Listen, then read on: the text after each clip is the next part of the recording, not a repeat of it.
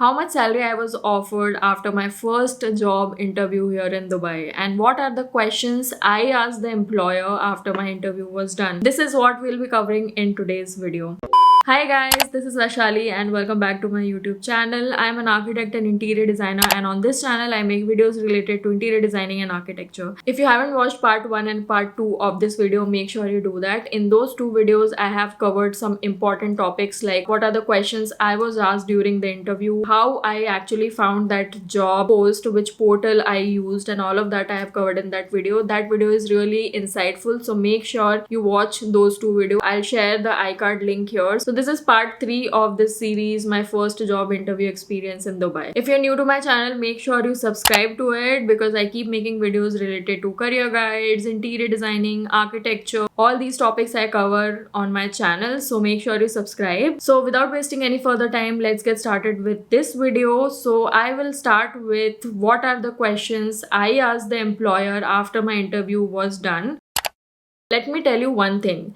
This is very important, and I'm focusing so much on this part in this video is because you need to ask questions during your interview, because I have seen, and I'm sharing this from my personal experience, I've given a lot of interviews throughout my career, and initially what used to happen was I never asked questions to the employer. But when you ask questions to the employer during your interview, it gives a very good impression that you want to know about your growth and what are your expectations from your career. So it is very important that you ask all these questions to the employer. Whenever I go for an interview, if I am getting shortlisted, I am attending the interview, then I ask and make sure that I ask questions. Even if I'm not giving an interview, I ask questions. Let's say if I am receiving any call for an interview, or if some recruiter is reaching out to me and asking me to share my CV with them, then also I ask questions. And my first most question that I ask them is, what is the salary budget? Because that helps you decide so much whether you want to go ahead with that interview or not, or whether you want to share your CV with the recruiter or not. Because if you have certain expectations for yourself, if you have a budget and what the recruiter is offering is the same amount, or even they're offering less amount, then it doesn't make sense for you to even share your CV, because it's a waste of time for you and for the recruiter as well. So in my case, after my first job interviews, these are the questions that I asked him. However, I did not ask about the salary, and somewhere I feel that it was my fault. I should have asked them what is their salary budget. I mean, I did ask them. I remember I did ask them, and they mentioned a certain amount, so I was okay. And I was also new to Dubai at that time, so I was not really keeping my expectations very high. I just wanted a job, so somewhere that's a miss from my end as well. And later in the video, I'm going to share what exactly happened. There's certain things which happened and which helped me gain some perspectives about certain things, which we will be discussing in this video. So stay tuned. So let's dive back into the questions that I asked the employer. The very first question that I asked him, the CEO, the head of the company, is about my growth with the company. How am I going to grow with the company? What is my career path basically? What would be my career path? Like if I'm joining at this position, what are the chances and what is the timeline in which I'm going to get promoted, or what is going to be the hierarchy? Which position I will get further in life? Is it relevant to my performance individually, or it is totally dependent on my performance or the company's performance? Because sometimes different companies have different criteria for the promotion, the growth of the company. So it's very important that you gain some perspective from the employer before joining any company. Next question I asked him, what would be my roles and responsibilities? I mean, I need to know my day-to-day task. What exactly am I going to do? Because in case of architects and interior designers, as you all know, that they are not just involved in one type of job, right? They are doing multiple things. When they are involved in a project, they are doing multiple things. They are talking with the consultant, they are coordinating with internal team members, they are also getting in touch with the contractors, they are also getting in touch with the people at site level. So all of this is what makes job roles and responsibilities of an architect or designer, right? So I wanted to know what are my responsibilities. I don't want to be in such position where I'm involved in 10 different things. I mean, I like doing that. I've been doing that for so long, but it would help if I know my roles and responsibilities. What am I going to do on a day-to-day basis? So that was my next question to him. Next thing that I asked him is who I'll be closely working with. So that is also an important question that you need to ask them. And also, one important question that I asked him is what is the timeline of filling this role? Because at that time, I was searching for a job and I did not have a job, so I could join the company immediately. But are they also looking for someone who can join immediately, or they are looking for someone who can join within a month or 2 months? Because that happens. People have criteria. Because if somebody there in that company is leaving the company, they must be serving notice period of a month or two. So if they want someone who can join immediately, or if whether they want someone who can join after that person is gone. Also, about the benefits and employee perks, you need to discuss with the recruiter or HR once you have the job offer in hand. But if you have some special requests that you need to make before even receiving an offer, you need to make them aware about it. Any particular benefit that you're looking for, because let's take an example. Here in Dubai, for the medical insurance, there are different status. You have family status, you have single status. So if you have a family status, then you can sponsor your family as well for the visa and medical insurance. The company is going to bear the cost for that. If you are on single status, then company is going to provide medical insurance just for you, not for your family. So if you are married, then you need to check they are giving you family status or they are giving you single status. That is something that you make a request even before receiving the offer or even before them shortlisting you, because that can help employer decide whether they want to give family status or not. So I mean, yeah, benefits and employee perks, all of that you need to discuss with the HR. But it's better if the CEO of the company or head of the company is taking your interview, it's better to put this thought in his head or her head,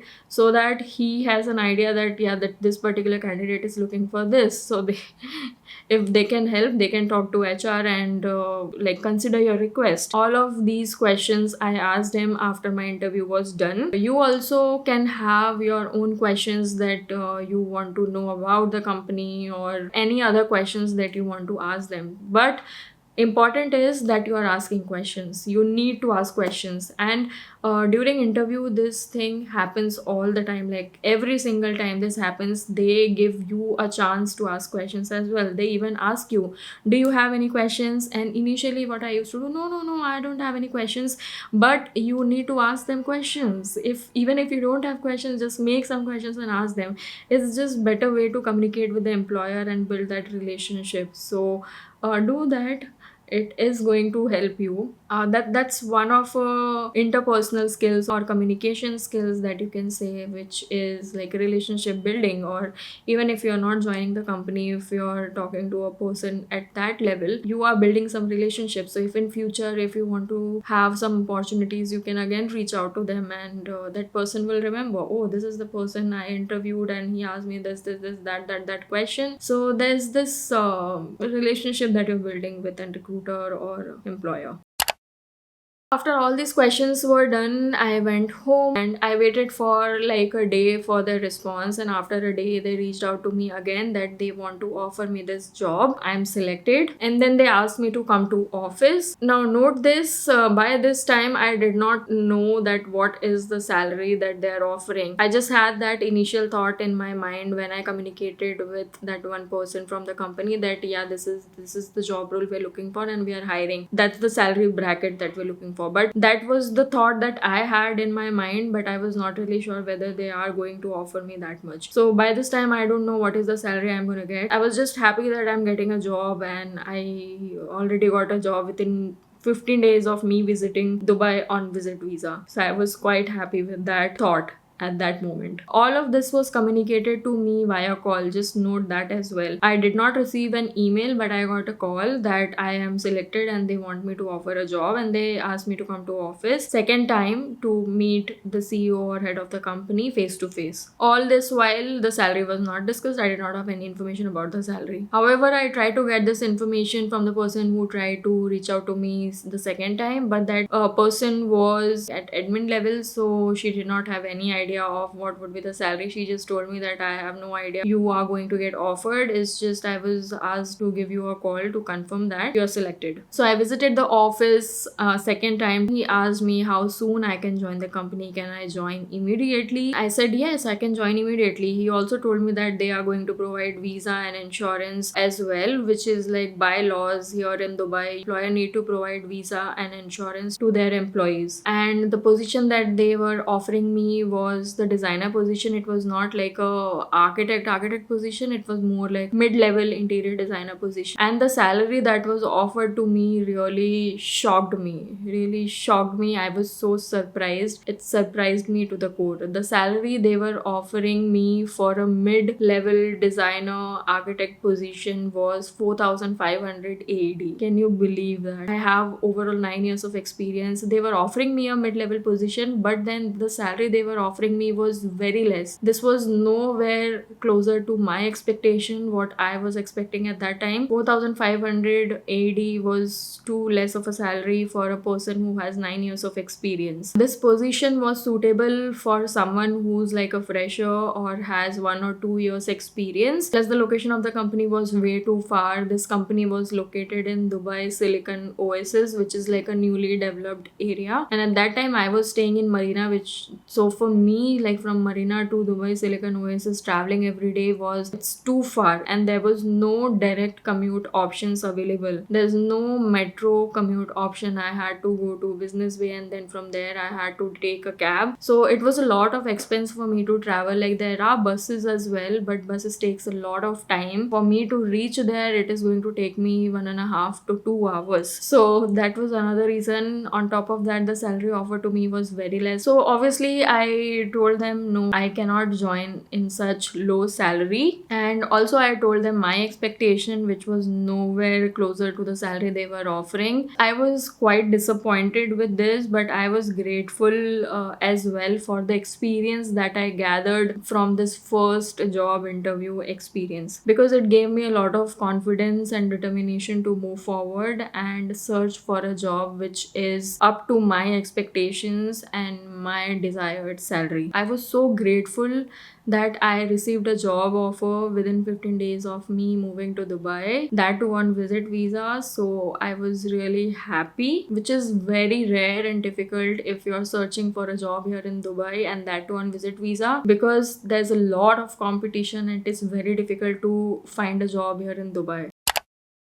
So there are few things that I learned from this experience, which I'm going to share with you now. Make sure you listen to it very, very carefully. So first thing you need to do is always ask about the job role and what is the salary budget they have. No matter what they say, you need to get this information from the employer. To save yourself some time, you need to ask this information. You need to have this clarity, because if you're coming here in Dubai on visit visa to search for a job, then that is going to waste a lot of your time, which you don't really have. So make sure you ask all the relevant information and have clarity on this. In my case, I visited the office 2 times, which is like very close. I took a cab. I spent almost around 300 dirhams for this, and it's not really about money, but my time was also gone in this. My time, energy, efforts, all of that is also gone. Plus mentally I was going through so much that time. So that's why it's very crucial that you have all the clarity before going for a job interview. Second thing is, like I mentioned, I had a misunderstanding that initially that person told me that yeah, this is the salary budget, or I had that thought in my mind, but that person who told me initially was not a recruiter. She was an admin person. Or you have to ask the person who is reaching out to you what is their position, if they are a recruiter or they are admin, or they are sure about this. So have that clarity beforehand so that there are no misunderstandings. So this is where my second learning came from, that I need to be sure about who I am getting in touch with from the company. Third most important thing is always get everything in writing.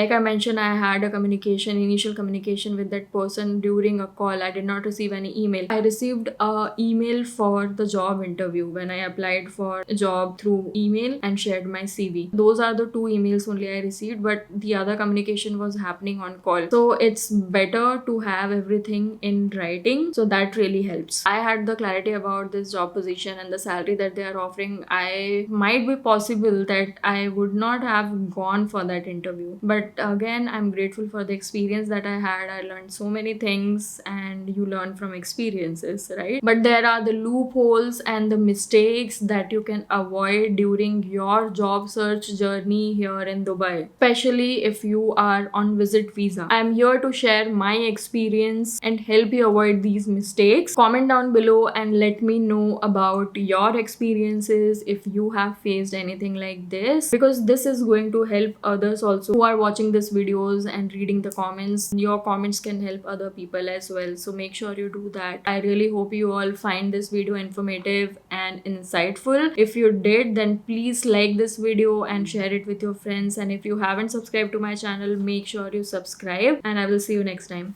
Bye.